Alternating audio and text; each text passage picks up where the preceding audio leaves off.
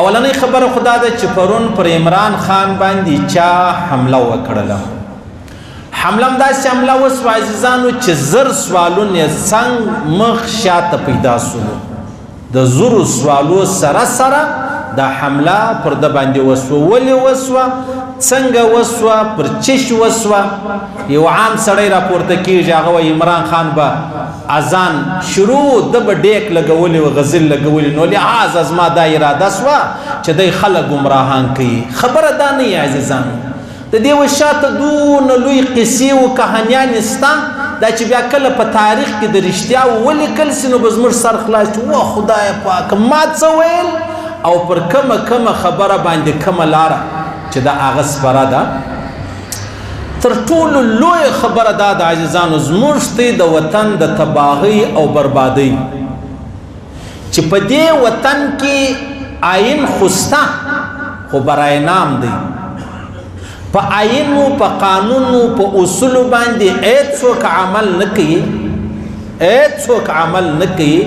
نو چې عمل نه کوي هر سړی هم فوجد دی، هم جج دی، هم وکیل دی، هم لا دی، هم مفتی دی، هم ملک دی، هم خان دی، هم سردار دی، چې زړه یې غوښتو هغه به دی کوي. داسې نه ده چې دا نور وطنونه ډېر آباد دي، په نورو وطنو کې غلل نسته، قاتلان نسته، ډاکوګان نسته، بد خلک نسته، یا په هر وطن کې سته، خو هلته آئین ورته جوړ سوی دی. د آئین مطابق به د هر چا سره هر فیصله چې د هغه کوي. که چا څنګه جرم کړی و د آئین مطابق به د آئین مطابق به بیا د هغه جرم سزا ورکوي، هغه که په هر شکل کې ولو. خو زموږ وطن چې دی عزیزانو دا یو دشمن نه، سل نه، دا په زرو دشمنان چې دی هغه لري. یهود یو طرف ته دشمنان دي، نصارا بل طرف ته دشمنان دي، هندوان بل طرف ته دشمنان دي، بیا راواخله د غیر ملګری په بل شکل کې دشمنان دي، قادیانیان په بل شکل کې دشمنان دي.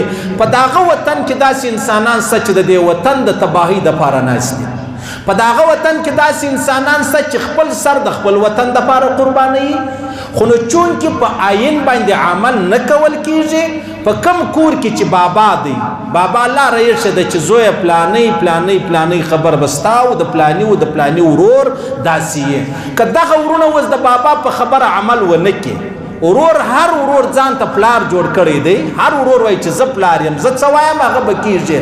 نو دا کور که نن نه و سبا نه و بل سبا دا کور خامخا نړېږي، دا کور به خامخا تقسیمیږي، دا کور چې دی هغه به خامخا تباه کېږي. نو موږ دا وطن زموږ کور دی. په دې کور کې و فوجي ته خپله ډیپټي سپارل سوې ده، و جج ته خپله ډیپټي سپارل سوې ده، و سیاستدان ته خپله ډیپټي سپارل سوې ده، و موږ عوامو ته خپله ډیپټي سپارل سوې ده. نو که یو سړی د خپله حاله څه بل حال رالی دا چپه بلل کېږي. د سترګو کار دید دی، د غوږو کار اورېدل دي. نو که غوږونه دا کوشش شروع کړي چې زه به دید کوم، یا دا سترګې دا کوشش شروع کړي چې زه به اورېدل کوم، دا کېدلی شي؟ نو نسي کېدلی. سترګې به سترګې پاته نسي، غوږونه به غوږونه پاته نسي. نو که ما او تا په دې وطن کې مطلب د سیاسیانو جنگ دی، د خپل مفاد جنگ دی وروره، هر سړی دا غواړي چې زه د دې وطن باچا سمه، هر سړی دا غواړي چې دا وطن زما سي، هر سړی دا غواړي چې زه څه وایم هغه کول کېږي.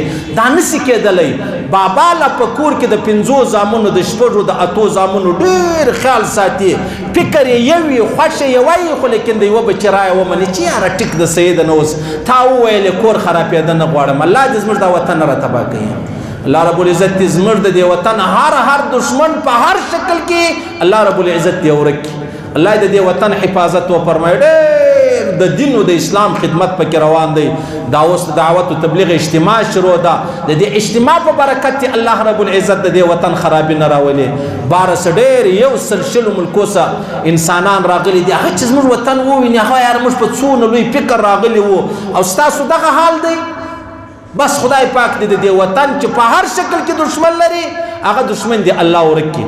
زموږ د وطن دی الله حفاظت وفرمایي. تاسو وګورئ دا نږدې افغانستان هلته آئین سته، هلته قانون سته، اصول سته. هیڅ یو سړی برملا په ښکاره نه څوک ویشتلی سي، نه دا فکر کولی سي، نه دا تصور کولی سي ولې هلته عین دی قانون دی سهار جرم وکړي په سبا دی سزا سلو زما او ستا په وطن کې بېنظیره په 2007 کې ویشتل سوې ده تر نن ورځې هغه خبره پر هغه ځای پرته ده هغه لیاقت علي خان هغه دي 80 کاله مخکې مطلب ویشتل سوی تر اوسه خبره پر هغه ځای پرته ده هغه ضیاءالحق راواخله خبره تر اوسه پر هغه ځای پرته ده وجه څه ده وجه دا ده چې زموږ ججان دا د کور د سپیله خرچه معلومه ده دا به د عوامو څخه اخیستل کېږي د کور چوکیدار د باډیګارډ د چای د ملایي د پټرول د بچانو خرڅ د بچانو علاج دا ټول پر دې وطن دی لیکن مجال دی که دې ججانو یو دوه کسان به ناحساب کو که دې ججانو دومره هم خیال ساتلی دی لکه په جهان کې چې انسانان د سپیانو خیال ساتي بس دا ډیره لویه ستړیا ده